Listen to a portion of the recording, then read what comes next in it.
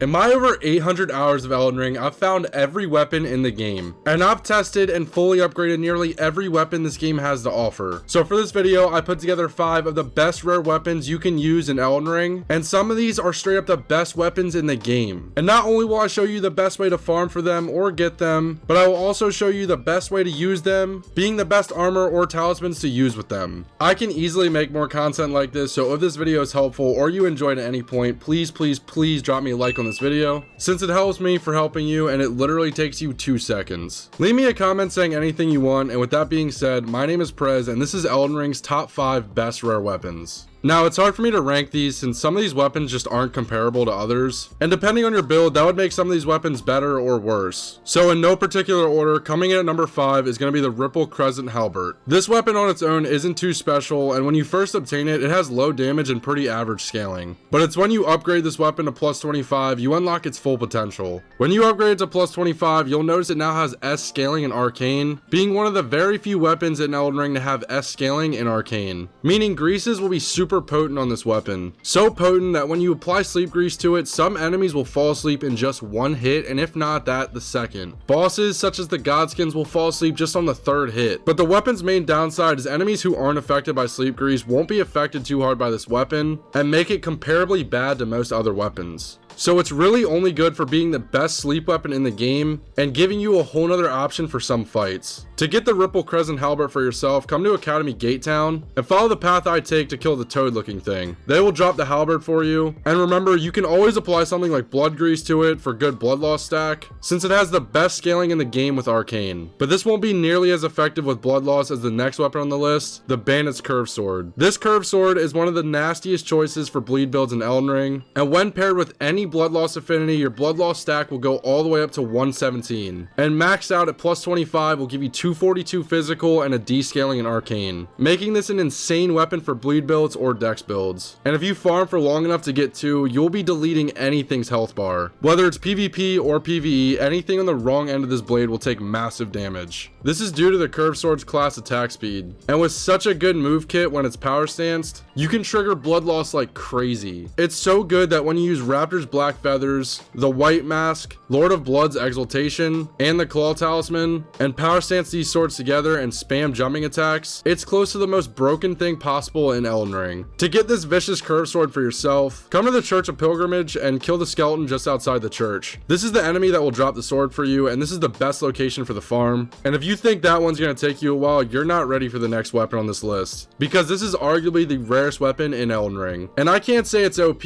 or worth the wait, but it's definitely an amazing weapon and it looks sick. And that weapon is going to be the Magma Blade. This weapon has been covered so much, I'm not going to spend a long time on it since I'm sure you guys probably know about it already. But this fire curved sword is best in any fire-based build, especially with Flame Grant Me Strength, giving this weapon a huge buff. And with its amazing Ash War, you need to get the arguably hardest weapon to get in this game. To get the Magma Blade, come to the Temple of Igle and kill the 2 snakes that are patrolling the area that I kill on screen. For the quickest path, I definitely recommend you follow what I do on screen. After killing both snakes, just run back to the elevator and ride it down and reset the grace. However, if you want the fastest route and you're not worried about your runes, just teleport or kill yourself right after killing these 2 snakes if they don't drop the weapon for you. And though I didn't say it earlier, remember Discovery and Arcane is what affects the outcome of these drops, so raising it will definitely help your painful time trying to get these swords. It took me on recording 3 hours until I got this sword to drop, just as a little warning for you. On a more good note, the next weapon shouldn't take you nearly as long for it to drop, and that weapon is the Golems Halvard. This weapon does some legitimately ridiculous damage, especially in a faith build, and with the Lion's Claw Ash of War, your stagger potential is insane, and your damage output is just busted. Your scaling will be an A in strength while using the Lion's Claw Ash of War, which is why I recommend you using it not only for the stagger potential, but also for it boosting your strength scaling so high. To get one for yourself, go to the Limgrave Tower Bridge and just kill the 2 golems here. After killing them, reset the grace, and do this until you eventually get it. And once you get it, you'll see this insane damage for yourself, and this is definitely an underrated weapon you need to try. And now that finally brings us to the last weapon on this list, which is probably a weapon you guys have never seen before, and I'm sure you've never tried this. It's easily the best weapon in the game, and after this video, I'm sure everyone's going to be using it, and that weapon is going to be the Rivers of Blood. No, I'm completely kidding. Those kids need to touch grass, but the last weapon on this list is going to be my favorite weapon in Elden Ring, the Watchdog Greatsword. If you've been watching my Elden Ring videos, I'm sure you've heard me talk about this weapon plenty, but it's really just because of how good this weapon actually is. With an insanely high damage and an S scaling in strength with any heavy affinity, you're going to be breaking stances and destroying anything that stands in front of you in this game. To get, in my opinion, the best strength weapon in Elden Ring, come to the Giant's Conquering Hero grave and follow the path I take, passing the enemy and jumping down to the Watchdog. Just pull the Watchdog into the light and then kill him, and if you're lucky, he'll drop it for you. And I recommend power stancing these for the best damage output, just like I do in this build video, because this is one of the strongest strength builds in Elden Ring, so if you're looking for something new to try, this is definitely the video you need to watch. With all that said, if you made it to this point in the video, thank you so much for watching all the way through. If you could leave a like on your way out to help me for helping you, I would greatly appreciate that. Definitely consider subscribing since I post daily videos on Elden Ring. Thank you guys so much for all your support. I love you guys. My name is Prez, and I'm out, bruh.